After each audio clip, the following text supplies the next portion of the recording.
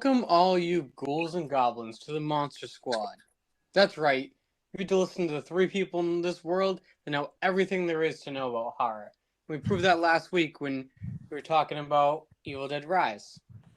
However, we're going to break into a new franchise. One that I'm pretty sure all you horror fans know of Psycho. It was originally made famous by Alfred Hitchcock. If you don't know who that is, then you gotta, do some soul searching. Now, we're going to be talking about the first two installments in this episode. You can bet that the whole franchise will be covered, and even the remake, maybe even the TV show. It did last for 5 seasons, but I guess you're just going to have to sit here, listen to what we got to say, and hope you get what you want. Rob, can you... Well, first off, I just got to play this. I mean, classic, dude. Nice. I don't know if you guys could hear it fully, but the music, dude, the score, oh my God, I love it, dude. And the way that the movie starts off and just has that playing, it's just, oh, dude, I love it. Of course, the movie is, I don't know how to explain this in the beginning, but like, it takes a while till we get to the Bates Motel. It takes about, I think, 30 minutes before we actually get to it, which isn't that big of an issue. But, the Marion Crane scenes are pretty good. Like, I like the way it's shot. Like, Hitchcock definitely knew what he was doing. When she's driving after she stole the money, and you can just feel the anxiety and like the way it's filmed, and especially the part where after she gets pulled over, she's starting to hear like all the thoughts in her head of all the people that, like, co-workers, what they could be saying and stuff, and just the paranoia. And I do love that about the beginning of the movie, but some of it in the beginning, I'm just like, can we just get to the fucking Bates Motel already? Like, I want to see Norman, dude. I want to get to this. And so once we get there, though,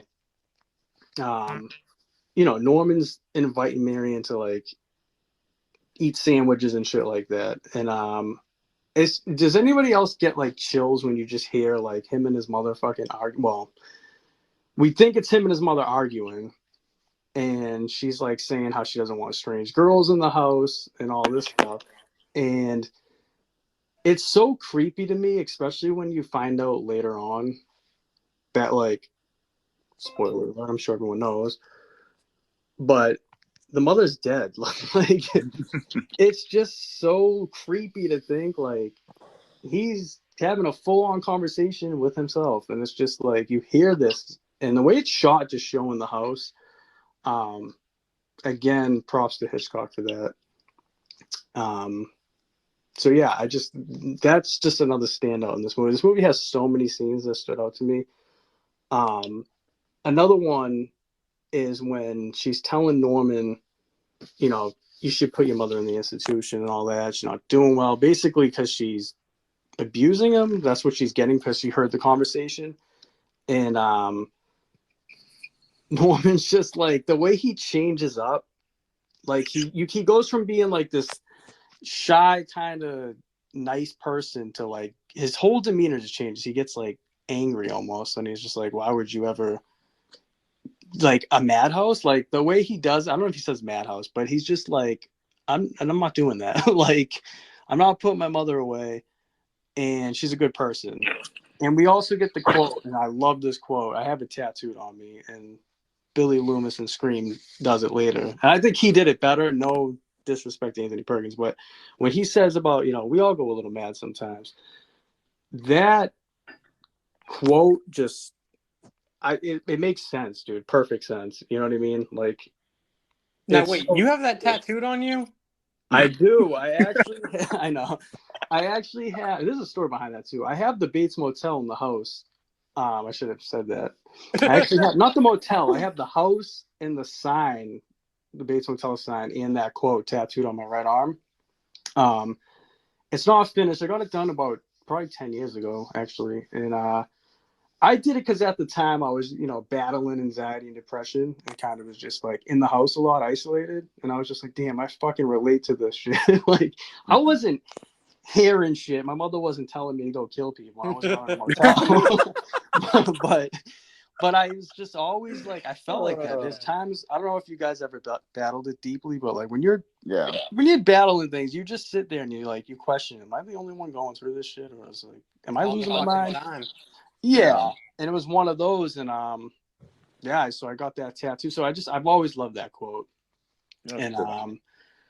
Another scene though, that, there's a lot of scenes in this movie that have made me, and I'm sure a lot of people, like, scared of certain things. Like, we'll get into the shower scene, but like the whole him spying through the peephole on her, it just makes you wonder if shit goes on like that at motels. I mean, I don't know. I haven't been to Absolutely. One. You know what I mean? Like, Vacancy does it too in that movie. Don't they spy in that one? Yeah. Yeah. Spy and have a video camera. Yeah, and it's just like, oh my god, dude. Like, that's just so unsettling to think. But yeah, then so the shower scene that took about, I was looking at the time, about 45 minutes before we got to it. But dude, there's so much I gotta say about that. Like, it holds up still to this day, even though I know it's not really graphic and he's not like brutally. I mean, she's getting stabbed a lot, but it's not like that graphic. But dude, it holds up still to this day. Like, between the music going on and just like, oh my god, dude, it's just shot so well. And the fact that, can we give him credit that the fact, like, we get a main character that actually dies in the movie and like right away, like, not right away, but you know what I mean? Like, that's a huge thing. Like, no one for the most part kills off main character. They're always it's like kind of like what they did with Scream with Drew Barrymore. Like, it's just unexpected. It's like, you know what I mean? I'm sure when people saw Janet Leigh was in it, it was like, oh, okay, she's gonna survive and she'll live through it. But the fact she dies, it's like, it's just more shocking to the scene. I have an issue though after that, and I don't know if anyone else would agree, but like when Norman's when he goes into the house or whatever, and he finds out everything that happened, and he's just like, "Mother, what have you done? Blood." I'm like, dude, this is so cringy. Like, I don't like that, and I never noticed it until I was rewatching it. I'm like, fuck, man. But yeah, I mean, another standout scene. I'm not gonna say too many because I want you guys to cover them, but because I feel like I've covered a lot. But the investigator, when he goes into the house and just stabbed at the top. I get it is cheesy, the effect of it, but we'll talk more about the remake in comparison when that comes. But it's not as bad as the remake version of it. Like, absolutely not. Yeah. And it was cool. I mean, it's a little cheesy, but like the music made it better. Exactly. It was the 1960s. Like, there's not much you could have really done around that time. Exactly. So for what they had, I mean, but we'll touch on more things. I'll let you guys do that. But I'm gonna say overall, like, everything in this movie, I want to talk about so many scenes, but I love the score. Like, these are my pros in this. I love the score. There's so many memorable quotes in this movie. Hitchcock, the way he shot it is just amazing. Norman Bates, the character in itself, is a legend, and Anthony Perkins, his portrayal of him is just perfect. I love that they, like I said, they kill off Janet Leigh and the main character. The shower itself, on the peephole shit, like, that's made me afraid growing up. Like, I know I used to like worry about showering if someone's gonna come in and like fucking butcher me or something. Like, it's definitely one of those things that sticks with you. And we'll talk more about that, but I love the twist involved in Norman's mom. Even that whole scene, the ending. The only things I had that were cons, like I kind of said, was the mother the blood, and the cringy fucking. I agree. Yeah. That's my own one complaint. It takes forever. That's another complaint. I get it. They have to build it up, but like the first half of the movie is just Janet Leigh stealing money and on the run. It's really not like building up her character at all. No. I did want more deaths in it. I understand that, like, I think we only get, like, what is it, two or three, maybe? Yeah, I think we only get 2. Yeah, so I don't know. And to me, it might have been more shocking when we finally see Norma Bates. If it wasn't revealed earlier in the movie that she was already, like dead, it would have been more shocking to me. Probably, seeing the corpse, because I would have been like, oh shit. But like the fact they said it already in the movie earlier kind of drew away from that. But yeah, for me, I give this movie 8 out of 10. I don't like giving 7.5s and like 8.5. I don't like halves. But for me, I give it an 8 out of 10. I think the movie's great. There's no issues besides what I listed. And I love the black and white. I think the black and white gives it a creepier feeling. I agree. So yeah, I want you guys to talk about more of it, because I know we still got to cover Psycho too, and I definitely got a lot to say on that. All right, Josh, I think you're next up to plate. What do we got? I think I agree with pretty much everything that Rob said. I mean I think we can all agree there's a point when we get in the shower and I think about, if someone came in and stabbed me, what would you do? Yeah. It's a very vulnerable scene. Like you said, the opening is a little slow. Like he said, of course it is. They're building up characters. It's a little slow. It doesn't really feel like a slasher movie at times. It feels like something else. But like the thing about the film is that, you, like Rob said, like you think this girl's the main character, and then who are you left to relate to after she's gone is Norman. You talk with Norman. You see him talking to himself, and like, it is creepy shit. I don't like the mother's. I don't know who did the voice acting for that mother. Yeah. Oh hell no. Yeah. And like, there's great, like, there's not a lot going on in the film, but the camera angles are spice it up. It makes it like the great shots where he's walking down the stairs carrying the mother, just the overhead shots of him, just the camera work is amazing. The cinematography, people, and like Rob said with the stabbings in the shower, like you don't see the knife literally hit her flesh, but he makes you think, like, in your mind, like what you want to see. That's pretty amazing filmmaking to me. Like, you don't actually have to see everything all the time. Let your mind do the work. And what can I say? I do want to mention this one last thing with the shower, because he used chocolate syrup to get that black blood feeling thing. I did not know that. Yeah, he used chocolate syrup to get the blood look a certain color in black and white. So I mean, it was a pretty cool effect. I mean, like, he was a master, man. He was. I haven't seen every film he's done, but and then like they come looking for Norman, like the house, and like the peephole stuff, like Rob said, like Rob pretty much nailed this shit. He's on top of shit, man. Damn. Good work, man. Like the peephole stuff, like that. Nobody wants to be watched. I'm sorry, I do not. Right? It's like, what the fuck? Like, yeah. Go ahead, Jared. I was gonna say, isn't that what OnlyFans is for now? I fucking think so, dude. Yeah. And like the ending, like Rob said, like you realize this is in his mind, and like I felt bad for Norman though, because like we'll explain it later when we talk about Psycho 2, but like I don't know if you guys noticed this, but like when you watch Norman act in this movie, he's an adult, right? But he's very childlike the way he responds to things. Yeah. Mm-hmm. He's like still stuck in that child, era. Like he's never really had a real childhood. Like he didn't. Like, I mean, I think one of the best scenes in the movie is the ending, where like Rob was talking about, like you see the reveal, like you see the dead woman, his mother's carcass, and laying in the chair, and you see him plays it like that great. Everybody knows the Psycho theme, you hear that blasting, and he's coming with a wig on. I'm like, what the fuck is going on?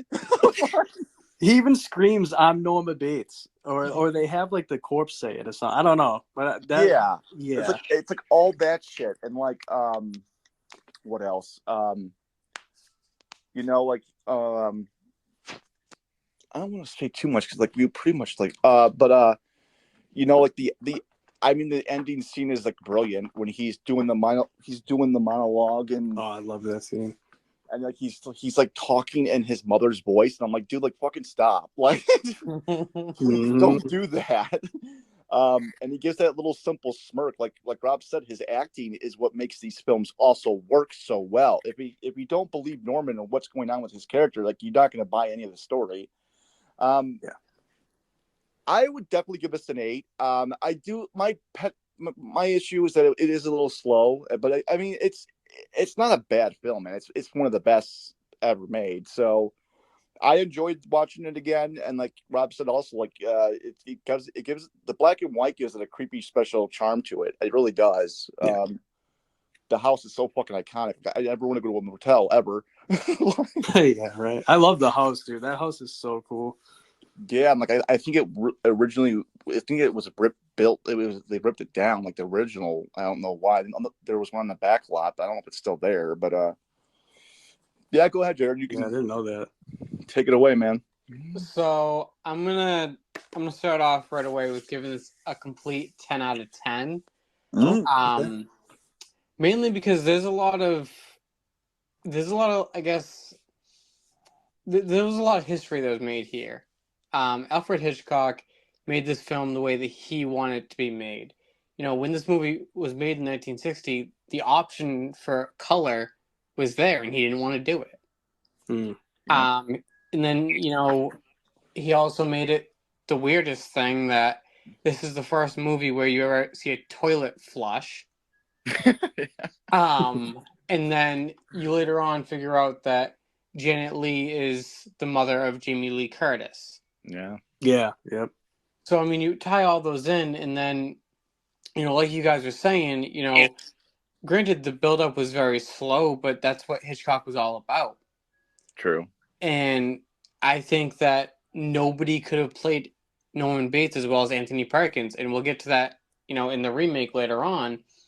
But Perkins plays it perfect. Yeah. He put Norman Bates 1 through 4 in the franchise. He's got the creepy look. He's got, you know, like you guys are talking about the childish, you know, even though he's an adult.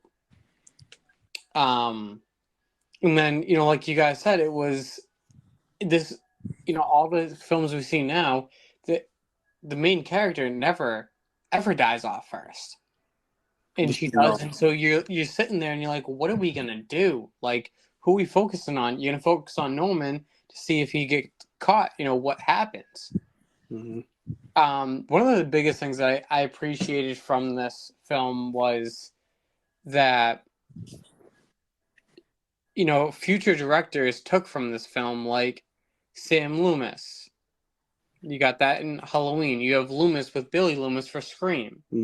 That's how I found out Sam was Billy's daughter before it came out. I connected all that. I didn't even think about that. Yeah. But one of the biggest keys, at least that I noticed, was in films nowadays, you see so many extra like characters and this and that, you know, to throw the viewer off, you know, off your track. Hitchcock didn't care. If you figured it out, then you deserved a medal.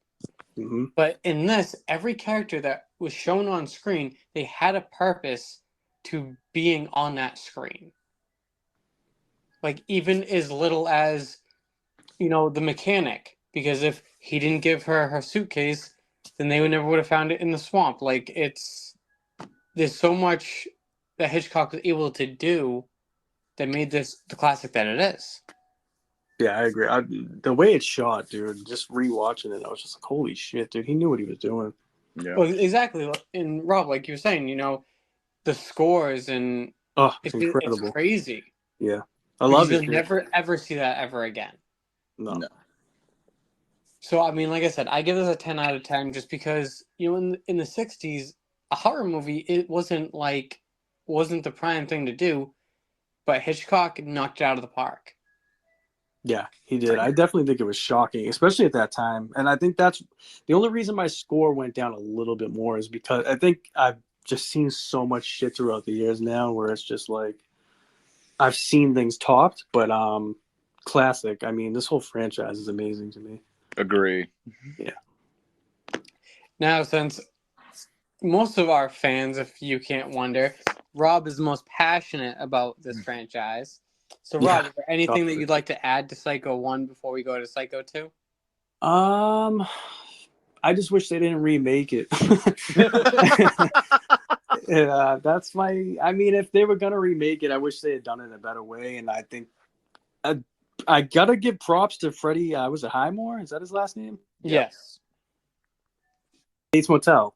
Yes. That show, dude. I really want to get into that one day because he does great, dude. Like his acting is incredible in that. I didn't think I'm not going to say he tops Anthony Perkins all the time, but there are times where I'm like, no disrespect to him, but yeah, I'm like I'm glad that they gave Norman Bates' character to someone else. That's all I'm going to say. But Psycho is it's great, dude. It started so much, and yeah, I'm gonna stick with the 8 out of 10. I respect your 10 out of 10. I definitely can see why you would give it that. But just like I said, there's little cons I saw throughout the movie that I didn't realize before. Mainly like that cringy dialogue at times. Other than that, though, the movie's great. It is. Yeah, it's a classic. Definitely. And Rob, while you should just continue, go right into Psycho 2. Whew. Okay, so dude, I have a lot on this to really think of this. Okay, so I love the fact that they give us a little recap in the beginning of the first one, just to like catch up on things. But when Norman arrives at the house and you just see the curtain move in Mother's window and like the music just plays, it's creepy. But I had one issue with that was like, why the hell would you bring Norman back to where all this shit happened and he killed people and not and not be like keeping a close eye on him? Like it just didn't make sense to me, that part of it. But I love it, dude. I love when he gets up there and like he's in the house and he gets to the top of the stairs and there's like the letter and it's saying from his mother, and then we see like the door open and you hear the dialogue of her being poisoned. Oh, man. And you just see the hand drop. It's creepy. Like this movie was like, yeah, it was creepy. And the score and the music, it just made it so much better. I like that too. Throughout the movie, you see Norman really trying to like refrain from shit. Like he goes to give Mary, Meg Tilly, he goes to give her room 1 that we know he has the peephole and peeps through that shit. And he stops. He doesn't give it to her. And I think he gives her like room 4 or something like that. And we see in the kitchen, there's a scene where like he's going to make sandwiches and there's a butcher knife in there. And he sees the tea he poisoned his mother with. And he's really trying to stop. And it sucks because there's so many of these like obstacles that are getting in his way. And speaking of that, though, in that scene, this is funny. So when he's telling her about like how he poisoned his mom and then she died, like the way he does it, it's just like funny as hell. But and I think he says in it too. He's like, I also don't kill people anymore or something like that. I don't kill people anymore, remember? And it's just like at this point, you should know that this girl, there's something wrong with her, because who the fuck would be staying in a house with someone that just had all this shit happen and they're telling you they poisoned their mom. They don't kill people anymore. It's just like, why? What's wrong with you that you're willing to stay with this guy because you don't have another place to go to right now? Like you could stay in the motel. I know he does say to her like, I'm lonely. It's my first time back in the house. I'd like you to stay.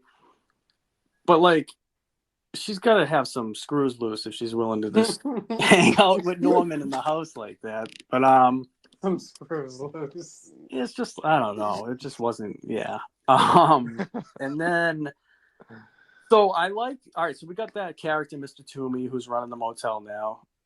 Since Norman's been out, I think it's like 22 years he's been in the institution. And I thought it was funny as hell when like Norman finds out that Mr. Toomey's like selling drugs in there and shit. And he's like, "You're fired." And then they get in this argument. And he's just like, Mr. Toomey like snaps on him and he's like, "My customers have a good time." He's like, "Yours end up dead, murdered by you, you loony." And it's just like, it's just so funny, dude. It's like, it's sad though, but it's just funny. And you know, it's just like I said, Norman's trying. He's working at a diner. He's really trying to like not do this stuff. And throughout the movie, he's being fucked with. And I understand the reason why they're fucking with him.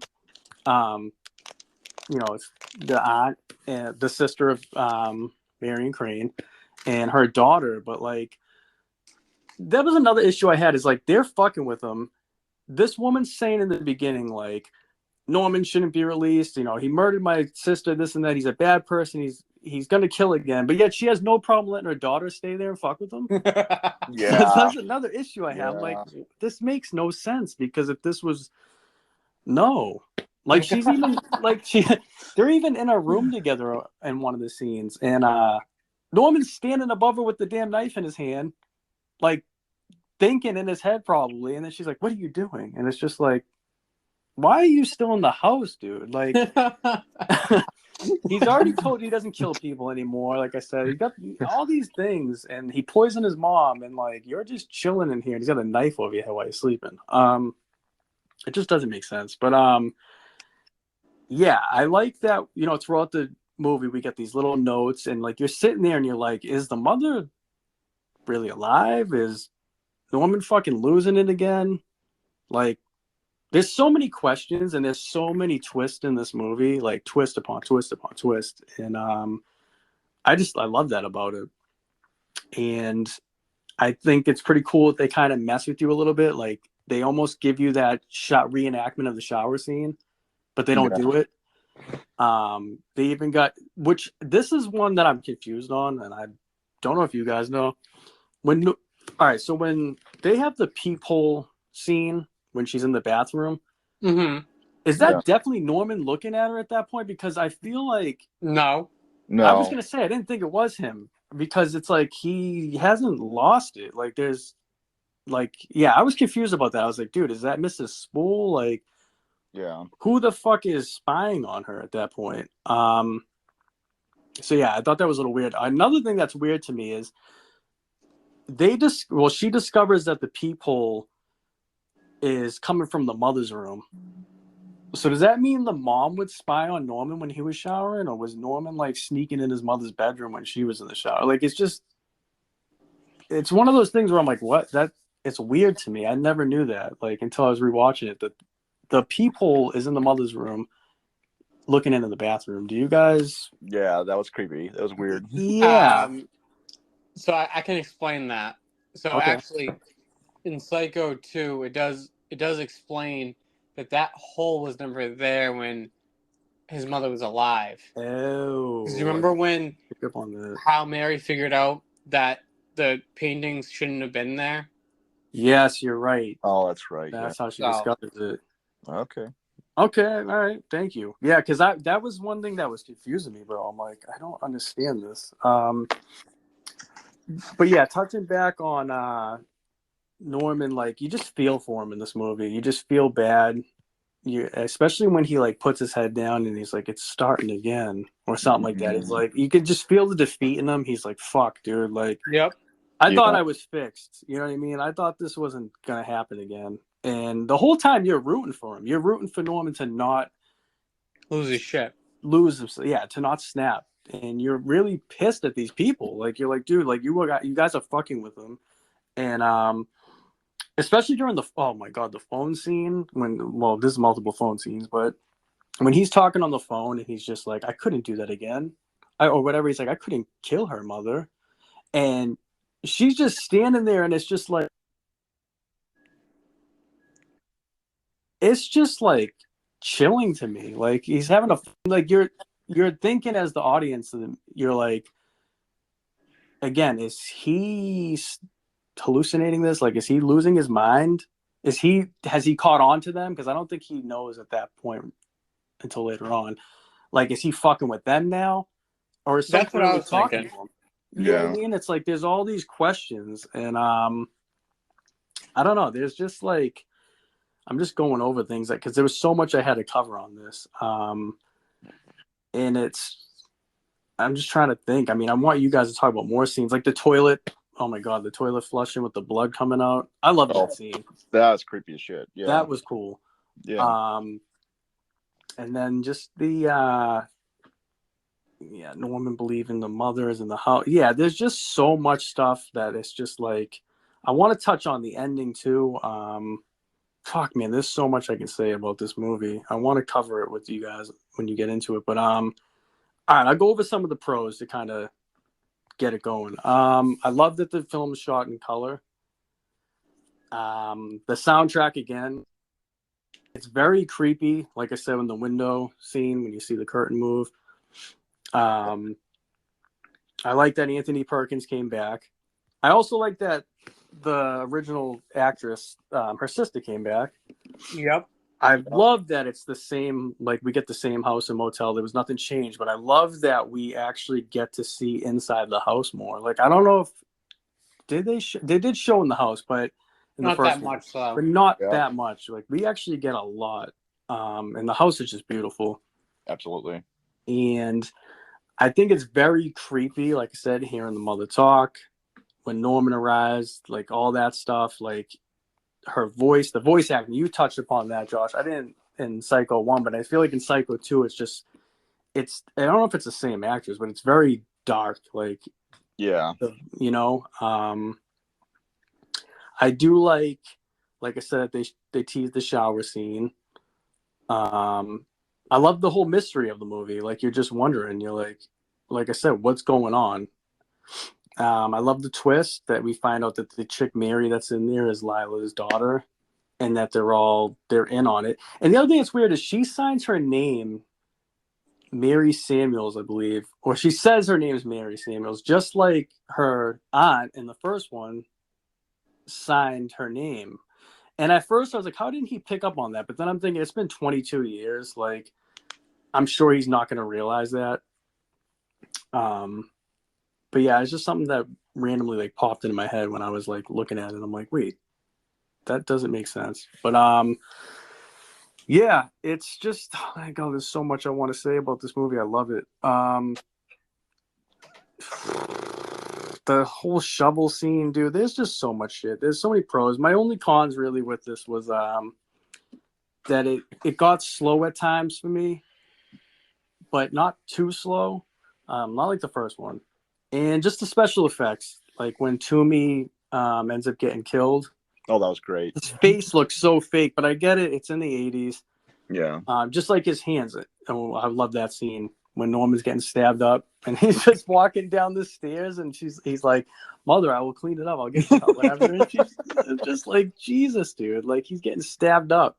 He's definitely had the Chad Scream 6 armor. But yeah, I just thought it was great. So like I said, some of those issues that was pretty much it. Just the special effects and that it kind of took a little bit. Not took a little bit, but it kind of slowed down at times. And like I said, why would Lila Loomis have her daughter stay in there if he's so bad? You called that shit. Yeah, and why are you dropping him off at the fucking the house unattended when it fucking destroyed him? But that was pretty much it for the cons. I give this movie a 9 out of 10. I do place this over Psycho 1. I just think this is a great sequel. When we talk about our top sequels, this is definitely in mine. Yeah. I just love this movie. There's so many positives about it. Like I said, I have so many things I wrote down about this that I'm hoping you guys will touch upon, because if not, I could spend 2 hours talking about this movie. Love your passion, bro. I love the passion you have, man. Yeah, I love it, dude. Like I said, the first one's great, but this one it's one of those rare occasions, I think, where the sequel tops the original. Yeah. Yeah. All right, Josh, what do we got? Okay, so I'm gonna skip to my rating really quick. I'm gonna give this a 10 because this is where we see Norman the most human ever. Yeah. He's like Rob said, he's trying his best to be like everyone else. I have never felt so bad for a character in a movie before. Like Rob said, like he puts his hands, like he's starting again. He's trying his best to be like everybody else. He does it like everybody always forgets that Norman was made into this. He wasn't born into this.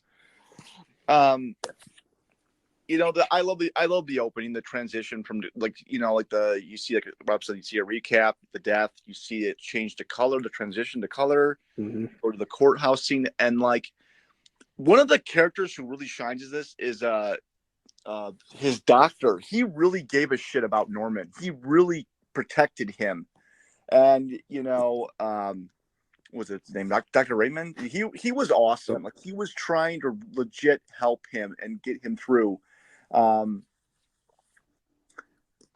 movie creeps me the fuck out, man. Yeah, it's very creepy. I will give it that. You know, like Rob said, the scene at the window, I'm like, oh fuck no, I'm going somewhere else, dude. Like, no. Like, and like this film actually makes you feel like you're going insane as Norman is. Like you don't know what the fuck is going on. Like, is that real? Did you really see that? Did we really just see that too? Or is that in our heads? I love how the psychological aspect of this film is so much stronger. Like I love the original, but what they go beyond with this film, he is so scared. He wants her to spend the night. Like he's telling her, like, don't leave. Like, please don't leave. Like he's still that little child that never grew up. He's frightened. He doesn't want to be alone. And like, there's a scene, like, you know, like Rob asked that good question. It's like, why the fuck would she go there? But then they kind of like answer that scene where like she has her fucking door blocked with like a whole bunch of chairs and shit. Yeah, you are right. I forgot about that. She does. Yeah. She's like, do not come in here. Like and like, you know, you feel bad for Norman this entire film. Like you want him to succeed. Like Rob said, that you want to root for this guy. You don't want, you know, he's not a bad person. I'm sorry, but Lila's a bitch. I don't fucking like her. Oh yeah, she got what she deserved, getting stabbed in the mouth. That was one of my favorite. She did. Like that was one of my favorite kill scenes too. Like when she's in that cellar and you see she's like and it's just a classic. The fluorescent light bulbs like moving back and forth, and like you see the knife go right through her back of her neck into her head. I'm like, yep, I don't feel bad for you. Yeah. Or the kid that got killed in the basement. Fuck him too. That was another dude breaking into the house. Right. And like the tension was so much. I feel like it was so much more because like that scene was tense where she's like, come on, get out. And like you just see like the camera on the back of the head of the woman walking toward the kid. Yeah, I'm like, creepy. It was. I was like, oh fuck. And like it's not overly gory. I think it was respected as a sequel film, but what else? Like you can there's scenes in the film where you start to see, you know, Norman unravel, and like the restaurant, like Rob said, he finds notes and you're like, what the fuck is going on? And like he's like cut it out to me, and like you see him starting to like, and like Rob said, he's like oh yeah, he looks at the knife, he's like, oh yeah, come on, psycho. He's like, like antagonizing him, dude, and he's just like, come on, psycho, pick it up. I'm like, you really want him to do that? Like and like Rob said, the you know, the kill at the motel where he gets what's coming to him was awesome. It's just like you don't really know what's going on, and there's so many twists and turns throughout this entire film. Like you really don't know where you stand. Like I mean I know where I stand with Norman, and I'm like, why are these bitches fucking with him?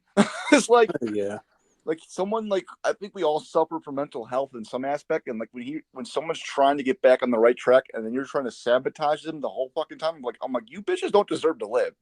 Thankfully. But it was a mixed bag too, because like Mary kind of like cared about Norman. She like was trying to protect him like halfway through the film. She realized like he's not this evil guy. And like she's telling her mother off, like, you know, like you need to stop this shit. And I'm like, well, what do you know? Good for you. and like you said, like when they're calling him constantly, it's like, no, mother, it's all right. It's all right. I'm like, and like near the ending, where like she's she's on the phone again trying to get him to pay attention, and it's like, you fucking set him off. I'm like, you can't stop it now. Like he's not going to listen to you. Like, this is what you created. Like, congratulations. Like, you fucked up. And You started all this. this movie is, it's like almost like a Shakespearean play. It's tragic. Like, nobody fucking wins in this movie. Nobody. No, And not even a psychiatrist. Shit. oh my God, dude. We got another staircase scene. Dude, that was better than the first one. Good point, dude. Like, I was gonna bring that up. Like, he lands on the fucking knife in his chest and then stairwell. I was like, dude, like, how the fuck? Dude, when he flips over and lands on it. I was like, Jesus Christ. I was like, it's like, he didn't get paid enough to do this shit. I'm telling you, because and like, I don't want to give away the ending. I think Jared should do that. But like, you know, we this film is a. I love this sequel, and like, I'm with Rob. I think it's better than the first one. Like, and I respect the fuck out of the first one. It's a cult classic. I don't think anything will ever touch that. We will talk about that more with the fucking remake. But like, this film, I had tension here. I felt for Norman. I felt he's such a victim in this film, dude. He's a fucking victim this whole entire film. He's not the bad guy here. You know, it's about a guy trying to do the right thing, and like, unfortunately, there's fucking evil people in the world, and they want to sabotage. And what else? I don't want to say everything because I want Jared to go over some shit too. So, classic slasher movie, and it doesn't even feel like a slasher film. It's like still respectful to the original film. It has the same kind of tone. I mean, the difference is there's color. That's it. Yeah, they really didn't fuck with it. Yeah, like it's so amazing because it was written by Tom Holland. Like, he did Fright Night, for Christ's sake, one of the best vampire films ever. Didn't he do Child's Play? He did, dude. He did, yeah. And I think the cast is phenomenal here. I mean, Lila and I think Meg Tilly, Jennifer Tilly's sister, who plays Mary. The cast is amazing here because you fucking hate Lila. I fucking hated her. I'm like, you need to go. I didn't even think of that. Right? Yeah, Meg Tilly and then Jennifer Tilly's in Bride of Chucky. Right, it's so weird how shit like that happens. Yeah, I know. It's like it's just classic Hollywood sometimes, man. You know. And then I mean, I'm not going to say the ending. I think Jared should say the ending. But like, this movie is a fucking tragedy in its own right. Like, it's almost like the loss of innocence. Like, he was trying to do the right thing, and then it just doesn't work out for him in that manner. And I felt bad. Yeah, it is, dude. I felt really bad for Norman. I was devastated for him because like you, I think everybody else, I was rooting for his ass. I'm like, you want him to succeed. You don't want him to go back to killing people. Like, but. Yeah, I give this a 10, man. I love Psycho. I hate any of these films, man. Fuck that remake. But yeah, Jared, like, let's take it away, dude. I loved it. So on our previous podcast, I'm not sure which one it was, and it may not even be a podcast. It could have just been us talking, because for you fans out there, the three of us talk daily. You know, it's the only way for a podcast like this to work. Remakes. So, sorry, not remakes, sequels. Hmm. You know, either they're just as good as the original, or they just suck. Yeah. Even though you both say that it's better than the first, I don't think so. However, I do give it a 9 out of 10. Okay. I want to kind of first go off Rob's question about why they let him back, like why they had him go home compared to anywhere else. Mm-hmm. They kind of shed light on that a little bit throughout the movie because, like when he went to go fire Toomey, and he was like, and Toomey goes, "Well, you can't fire me. You know, I was hired by the hospital," and Bates goes, "Well, the hospital doesn't have any restraints on me or my business anymore." So. Okay. I think with him, it was, you know, he would rather go out there, face what his fears, and not have to deal with the bullshit from, you know, the townies. Because, I mean, everybody knew. So, it was definitely kind of crazy. I agree with both of you that Lila should have just continued, like, she needed to die the minute she came on screen. Yeah. Yeah. I mean, you know, she comes into the courtroom losing his shit, saying that he needs to be put back and he can't go off the street, da da da da. But ultimately, you didn't realize that. Yeah, I understand that he killed your sister, but guess what? After he killed your sister and went into an institution, you married I was gonna say that. her boyfriend. So Yep. Yeah. There's no problem being with Sam Loomis after. yeah. So Yeah. 2-time and whore. No. Oh my god. one of the people that I did like as a character, it was the sheriff, because he was behind Norman the whole time. He didn't think it was him. And like you guys were saying, you know, a lot of us deal with mental illness. And when you have somebody trying to make you go crazy again, it's not going to help. Yeah. And I think that the sheriff saw that and he was like, you know, I'm going to give him the benefit of the doubt, you know, and hoping that it works out for him. I do agree with Josh that the doctor was one of the most vital characters in this, because, you know, he actually did care about him. Yeah. And it completely sucks. And I don't know about you guys, but it made me cringe when that knife went deeper into him. Oh yeah, falling. definitely did. But I personally don't think that Mary should have died, because she was pretty beautiful. But Yeah. But you know, Josh mentioned a lot about, you know, how throughout this film, like, it's driving you insane itself. And this is the only film that's ever happened to me with that. You know, like, you're sitting there and you're like, all right, well, so if it's not Lila, it's not Mary, it's not Bates, then who the hell's killing all these people? Yeah.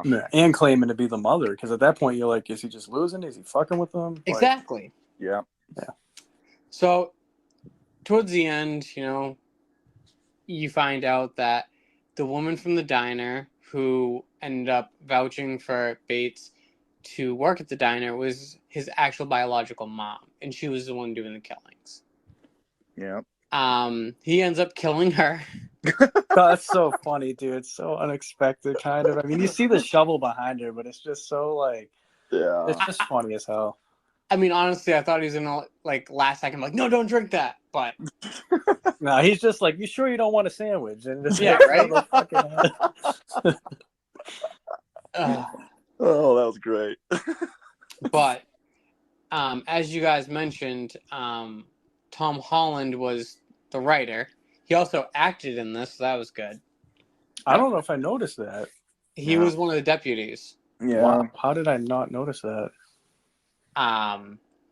But when I first went to go watch this movie, I just watched, you know, I watched it in the Psycho franchise. I bought it one day, and I'm like, all right. I'm looking at the second, and I'm like, all right, well, Hitchcock didn't do this. This is going to be stupid. And lo and behold, it was very, very, very well done. Yeah. And I think a good portion of that was because of Bates and Tom Holland. Because as you guys were mentioning, you know, after this, you know, Holland ended up, you know, he wrote Fright Night, he wrote Child's Play, both the original and the remake. And then he also even wrote The Lost Boys. So it's like all those films by this one guy. Obviously, Psycho 2 is going to be amazing. Yeah. So I don't really have anything that I didn't like about this. I mean, Toomey was kind of a pointless character. Yeah. I think that just gave, like, I forget which TV, like, I think AMC had the Bates Motel TV series. A&E. Okay, thank you. Yeah, pretty close. Yeah. I just know that gave that more credibility to help, you know, put that together. Yeah. Mm-hmm. But I mean, other than that, like I said, I didn't have anything wrong with this film. Would I watch it again? Absolutely. Because, you know, even I think the last time I watched Psycho 2 was probably, like, I don't know, 10, 15 years ago. Mm-hmm. And I'm pretty sure you guys are on the same page with me that we've watched movies so many times that, even if you didn't watch it for 15 years, when you start watching it, it all comes back to you. Okay, well, this happens. Yeah. This didn't happen, and I was legit losing my fucking mind. I was like, what the hell is going on? But with all that being said, I'm going to turn it over to Rob once again because he's the psycho fanatic. Got anything else you would like to add? Yeah, thanks, man. Because there's just a couple other things I still wanted to mention. I sent it to you guys earlier in the text. I don't know if you saw it, but I love that there's an Alfred Hitchcock Easter egg in it. I don't know if there's other ones. Oh, I didn't even see that, dude. Yeah, it happened by accident too because I was watching it again and I paused it, and I see the little. It's in the scene when Mary tells Norman he has to face his fears and go into his mother's room, and right when I paused, I could see in the right corner of the screen, you could see the shadow of Hitchcock, and I'm like, "Holy shit, dude! Like that's pretty cool. I never knew that. I just found that out today, and I've seen the movie a lot." Rob, you know what's kind of crazy about that? Yeah. One, at that point, Hitchcock had been dead for 4 years. That's even creepier. And makes the movie even creepier. Yeah, right. And number two, I did remember you saying that, but out of the three of us, you're the one that figured it out, so I wanted you to say it. Oh, thanks, man. Yeah, I completely forgot for a second. Then I'm glad you gave it back to me because I was like, shit, I don't want to forget that. That's something that's definitely important to talk about. Mm-hmm. But yeah, like I said, like the ending, I think it's just all of it's a tragedy, kind of like Josh was saying, like everything. Like it's just fucked to think that like throughout the movie, he's really trying and he's doing his best, and then they drive him insane. And like by the end of the movie, after he kills, Mrs. Spool. I don't want to call her the real mom because I think they fixed that in Psycho 3. I have not seen that in a while, but I believe she is crazy and just claiming that. It is his aunt, though. And I'm glad they did not carry this storyline in the Bates Motel TV show because that was one issue I had. I'm like, oh my God, that's not his mom, dude. Don't do that. But yeah, I think like by the end of it, like the movie, he's like carrying her up the stairs, speaking in mother's voice again, and it's just like he's totally lost it, dude. It's come full circle. It's full circle. He's a psycho again. Like I don't mean to call him that because it's sad. It's a mental health thing, but he's not. That's the movie title, Psycho. But like, it's full circle, dude. Like what would it have been like if he really was better and was doing what he was doing? Working at a diner and trying his hardest, and these two people drove him to this. Technically, Mrs. Spool did it too. So. True. So it's kind of like three. It's actually there's a lot of people that are kind of like the killer in this movie. Yeah. So yeah, I mean, I love that. I love that I don't love that it's sad, but I love that. It's like I love it. I love that they drove him insane. No, I love that we get like some of the shots, like when Mrs. Spool's walking up the stairs into the actual house. Like, that's an awesome shot. So. Oh my God, the color and everything, the house. Another shot that I love is towards the end of the movie. It's probably right at the end, actually, is when Norman's standing outside and they got the house next to him and shit. And it's just like, again, the cinematography, everything's just awesome in this movie. I can't wait till we go over Psycho 3 and 4 because I haven't seen them in a while. And I'm really curious to see where this franchise is going to rank. But so far for me, it's definitely 2, then 1. No disrespect again to the 1. I love Psycho 1. It's amazing. But yeah, I'm curious. I really want to see where I rate this. I already know where I rate the show, but I really want to see when we do this. And even touch upon the Bates Motel pilot made for TV movie they did that I just saw it recently, actually. And I can touch upon that when we do it if you want. It's not going to be a full thing, but I love this franchise. This is in my top next to Scream, Saw, Nightmare on Elm Street. Like this is definitely in my top 5 franchises. Nice. Yeah.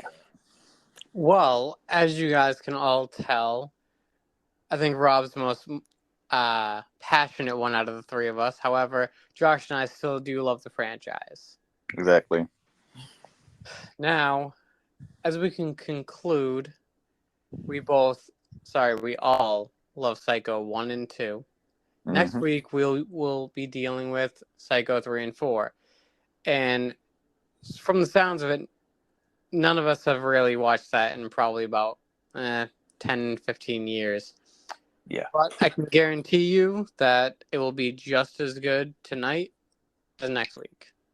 So I hope you all enjoy us talking because we enjoy giving it. Have a good night, everybody.